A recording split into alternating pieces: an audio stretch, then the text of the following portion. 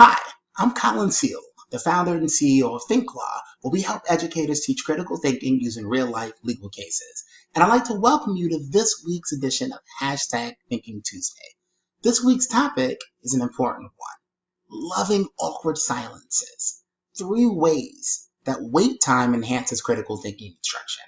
So for some background, I go around the country training school leaders and educators on the importance of not just teaching critical thinking skills, but making sure that we're teaching kids the habits and the mindsets to actually apply these skills. And almost every single time I do this, I get the same complaint: students just don't think. And I almost always come back with the same question: well, why do you think it is that students don't think? And usually before I even get that question out, I've got principals and assistant principals and instructional coaches just shouting out these answers like, oh, it's all about instant gratification with these kids with these devices. They just become so intellectually lazy. And I always have to pause and say, wait, before you answer, I'd like you to think about it.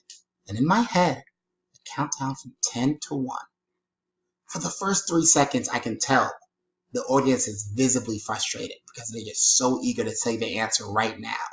But by the time I get to 1, there's this calm reflection about the room because they've had the aha moment. The number one reason that students are not thinking in classes is because we don't give them the time to do that. So here's the 3 reasons why giving students wait time is a powerful way to enhance critical thinking instruction. First, wait time levels the playing field. We serve very diverse students. So we have some students that we know require a little bit more processing time. We know that we have students that are sitting here trying to translate what's happening, or maybe they're not as confident in their speaking skills, so they need to be very clear about what they're going to say before they say it. Even our gunners, who always have a response to a question, whether that response is asinine or not, even they benefit from some thoughtful reflection about really making sure that the answer is well thought out. So by enhancing wait time, we're actually creating a much more equitable space to have students' voices heard in our classrooms. So that's the first reason that we want to make sure that we emphasize wait time. The second reason is that wait time explicitly values reflection over perfection. We live in this crazy trivia-obsessed culture where you could take a guy like Ken Jennings, who breaks records on Jeopardy because of his crazy ability to be able to spit out useless facts in 3 seconds or less. We end up in a place where, what do we value? We value the shallow. We value these low-level regurgitated answers. It's really hard in a time where there's no wait time whatsoever to come up with more thoughtful, reflective spaces that lead us to deeper responses and take us to a much higher order when it comes to our thinking.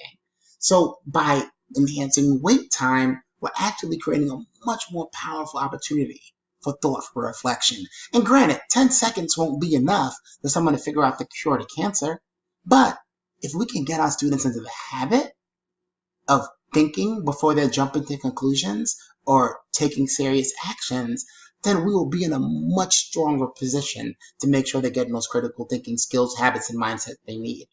Last but not least, wait time offers a very powerful tool for social emotional skills through metacognition. So I'm married. I have 2 children, both young kids, 2 and 4 years old. I'm leading an educational organization that is rapidly growing. I'm involved in my community. And here's the truth. On any given day, I'm feeling worried, frustrated, I'm sad, I'm angry. I basically have all the emotions.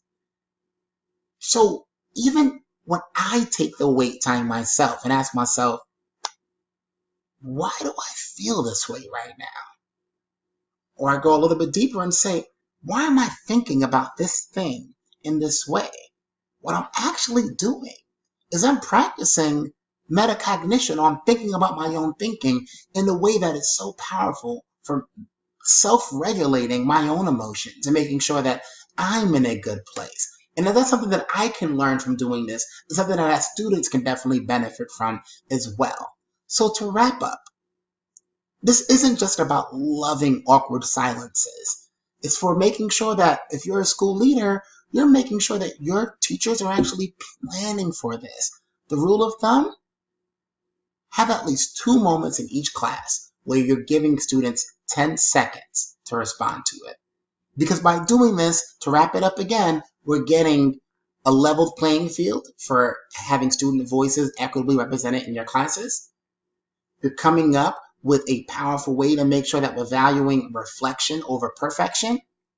And we're offering a really, really, really proven method of giving our students increased social emotional capacity through metacognition.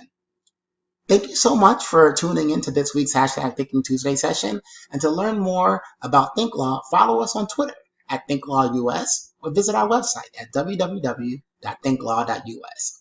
Thank you for helping us create a world where critical thinking is no longer a luxury good. Take care.